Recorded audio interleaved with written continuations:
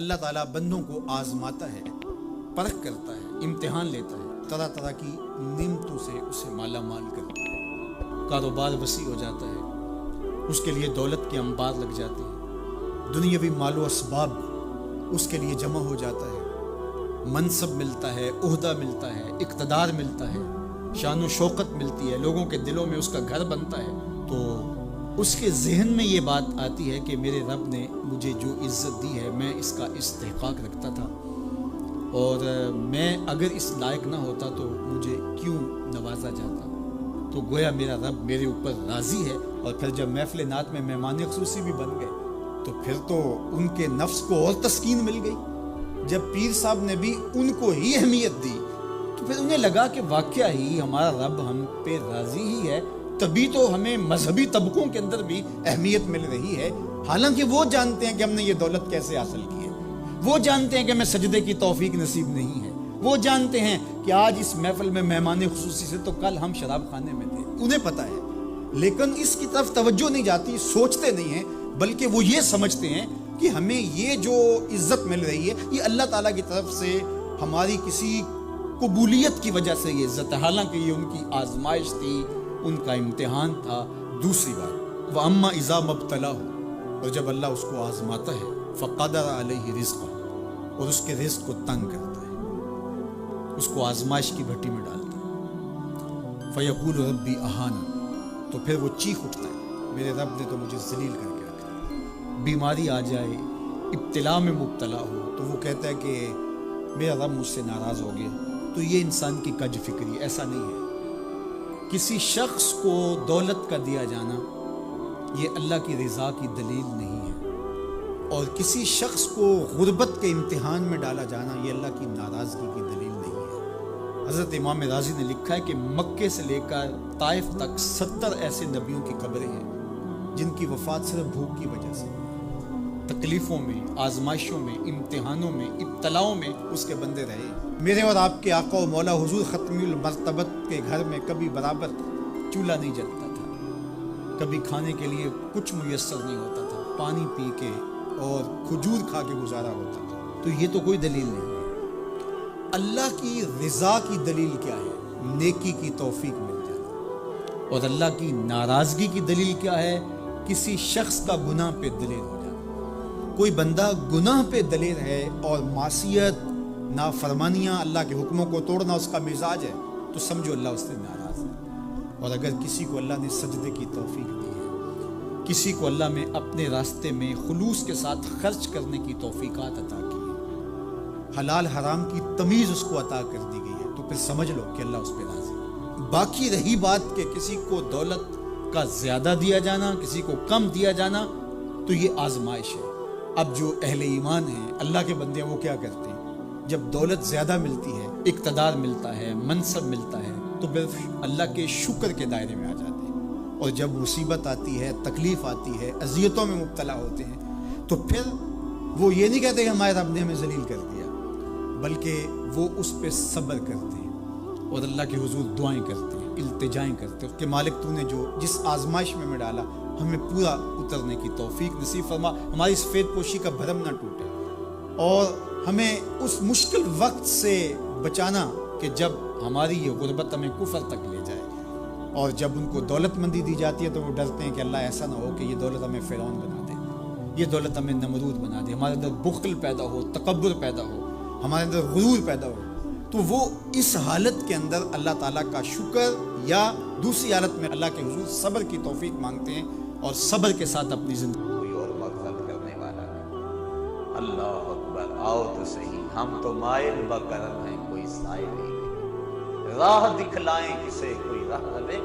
منزل ہی نہیں، کوئی آئے تو صحیح، کوئی ہاتھ پھیلائے تو صحیح، اس کے حضور آواز لگائے تو صحیح، وہ تو چاہتا ہے۔ حدیث شریف میں آتا ہے، فرمایا کہ بندہ سفر پہ جا رہا ہے اور بے آب و گیا صحرا میں، اس کے اونٹ پر ہی اس کا توشہ ہے اور اس کا پانی اونٹ پر ہے، راستے میں ایک شجر سایہ دار ملا اور وہ بندہ اونٹ کو وہاں کھڑا کر کے باندھ کے خود سستانے کے لیے، دوپہر کاٹنے کے لیے لیٹ گیا۔ اچانک اس کی آنکھ کھلی تو کیا دیکھتا ہے؟ اونٹ موجود ہے، صحراؤں میں اگر اونٹ گم گیا اور تو کہیں پانی ملے گا نہیں تو سیدھی سادھی موت ہے.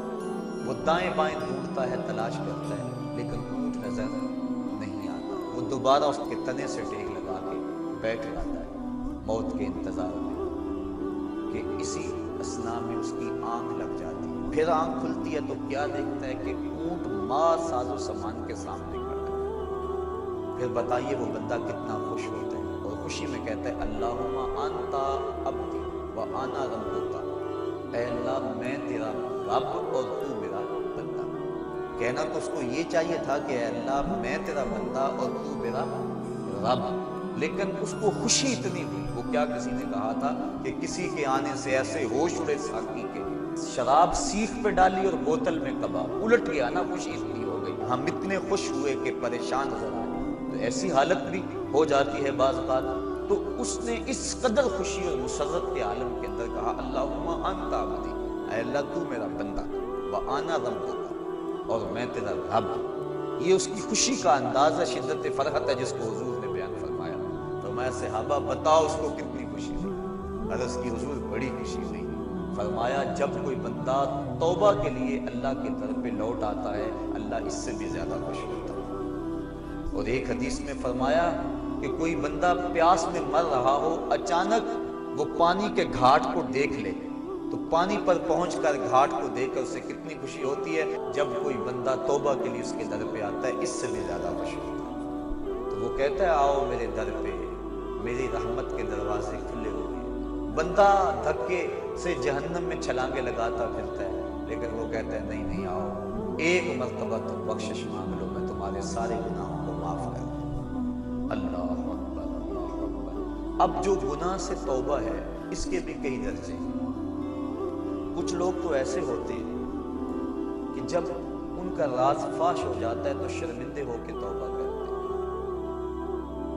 بجلی چوری کرتا پکڑا گیا, اب کہتا ہے یا اللہ میری توبہ, یہ توبہ نہیں ہے, یہ اپنی شرمندگی پر ایک اظہار ہے بس, یہ توبہ نہیں. اور حضرت ذوالنون مصری فرماتے ہیں کہ کچھ لوگ آخرت میں گناہ کی جو سزا ہے اس سے بچنے کے لیے توبہ کرتے ہیں, یہ توبہ بھی محمود ہے.